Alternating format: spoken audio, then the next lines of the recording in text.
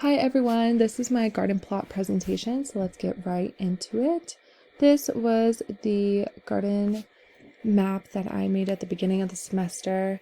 So on the south side, closer to all of the greenhouses, I did my direct seeds. So I did sugar snap peas, hybrid early carrots, and hybrid red beets. I planted these about 8 inches apart and half of an inch into the soil. And then for my transplants, I did bib butter crunch lettuce, red kale, red Russian, and green tender sweet cabbage. And these are planted 8 to 10 inches apart.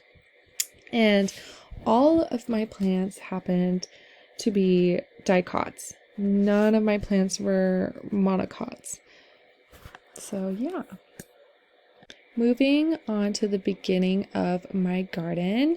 So this was the first picture I took on February 21st.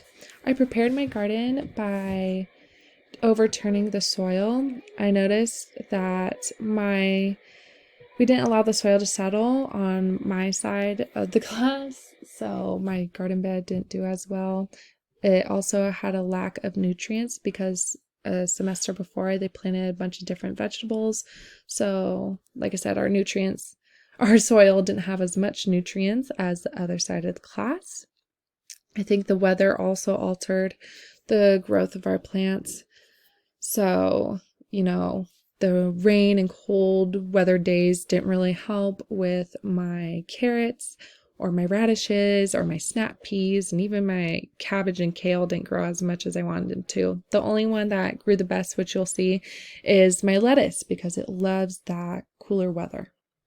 Alrighty, so moving on to March 28th, we finally start to see a little bit more growth in my lettuce and a little bit in the radishes, but otherwise there's still no growth in the carrots really, still no growth in the snap peas, and there's a little bit of growth in the kale and cabbages. I did have to hand pick all of my weeds, but luckily there wasn't a lot. I think that also comes back to the nutrients in the soil. I know the other side of the class, the garden beds closer to the shed, had a lot more weeds, but in return they had a lot more growth because they had more nutrients in their soil, and I think that's what it ultimately came down to. So moving on to April 4th, we finally start to see a lot more growth. We see a little bit of some of these carrots starting to pop up. Only one sugar snap pea popped up for me. A lot more growth in my lettuce. There's some more growth in kale and cabbages. But this was when I applied compost tea. I applied compost tea about 3 times in March and April. And I think this ultimately helped the growth. So moving on, this was April 24th. We see a lot more growth in my carrots, a lot more growth in my lettuce, and a few more growth in my cabbages and kale. So yeah, that was great.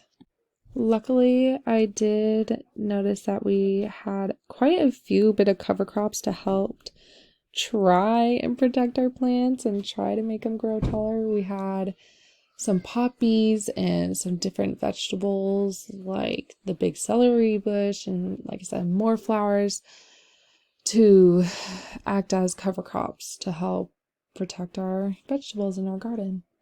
So going on to our final result, you notice that my lettuce finally grew nice and big. It's very lush. I had a few carrots pop up. They're very small, but something's better than nothing. I only got one sugar snap pea plant and it had a tiny little snap pea.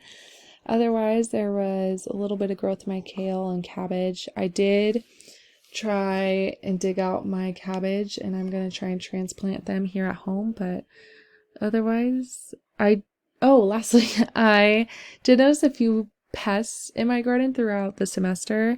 I noticed I had different spiders, pinch bugs, earwigs, and roly-polies. I did notice a few little munches on my lettuce. That could either be from the little bunny that was running around or some other little insects. So yeah, that completes my garden plot presentation.